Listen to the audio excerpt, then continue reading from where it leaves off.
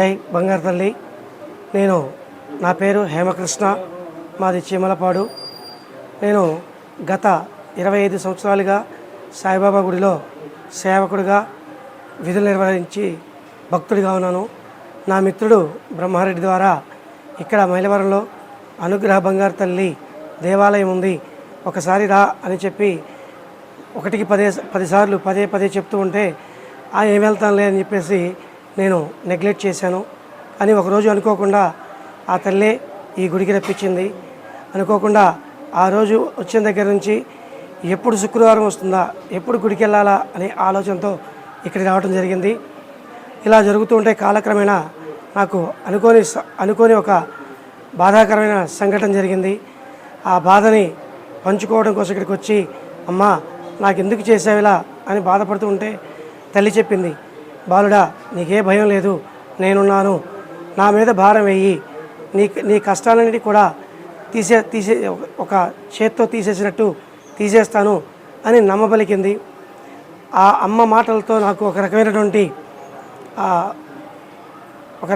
అనుభూతి కలిగి, నా కష్టాన్ని తొలగించే ఏకైక తల్లి ఈ అనుగ్రహ బంగారు తల్లి అని చెప్పి ఆ రోజు నుంచి క్రమం తప్పకుండా శుక్రవారం వచ్చి ఆ అమ్మ దీవెనలు తీసుకుంటూ వెళ్ళాను. అనతి కాలంలోనే 8 నెలల్లోనే నా కష్టాన్ని తొలగించి నాకు జరిగినటువంటి ఆ భయంకరమైనటువంటి బాధాకరమైన విషయాన్ని ఒక మాయని మచ్చలా అమ్మ చేతితో తుడిచివేసింది. ఆ విషయంలో మా కుటుంబ సభ్యులం కూడా ఆ అమ్మ పాదాక్రాంతులమై నేటి వరకు కూడా ప్రతిరోజు ఉదయమే లేస్తూనే ఆ తల్లిని తలుచుకుంటాం. మాకేం కావాలో కోరుకుంటే సాయంత్రం కల్లా ఆ తల్లి మాకు ఏదో ఒక రూపేణ మా యొక్క సమస్యలన్నింటినీ కూడా తీసేస్తుంది. తల్లి ఎప్పుడైతే ఏం కావాలో కోరుకుంటుందో మొన్న ఒక రీసెంట్గా జరిగినటువంటి ఇన్సిడెంట్ ఏంటంటే, మొన్న శుక్రవారం నాడు కూర్చున్నప్పుడు ఈ ఆలయ ధర్మకర్త శ్రీనివాసరావు గారు స్వామికి పీటలు ఇచ్చారు, ఆ పీటలు పాడైపోయినాయి అని అనగానే తల్లిని చూస్తే తల్లి కళ్ళు నా వైపు చూసినట్టు అనిపించింది.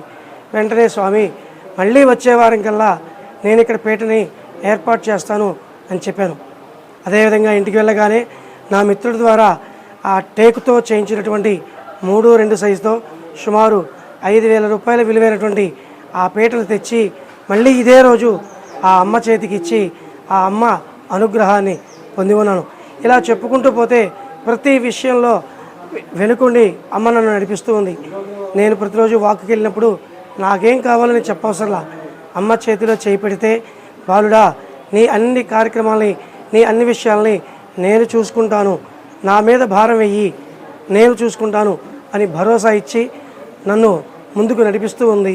అందుకే నా జీవితాంతం నా కుటుంబ సభ్యులు మొత్తం కూడా ఆమె యొక్క పాదాక్రాంతులమే తప్ప ఇంకా ఎటువైపు కూడా మేము మనస్సు చూపడం కానీ, ఏ దేవతలు ముక్కోటి దేవతల స్వరూపమైనటువంటి ఆ తల్లి ఉండగా ఇంకా వేరే దేవతలు ఎందుకు? అందుకనే ఆ రోజు నుంచి ఈ రోజు వరకు కూడా ఆ పాదక్రాంతుడై ఉండి అమ్మ ఆజ్ఞానుసారం నడుస్తూ ఉన్నాను.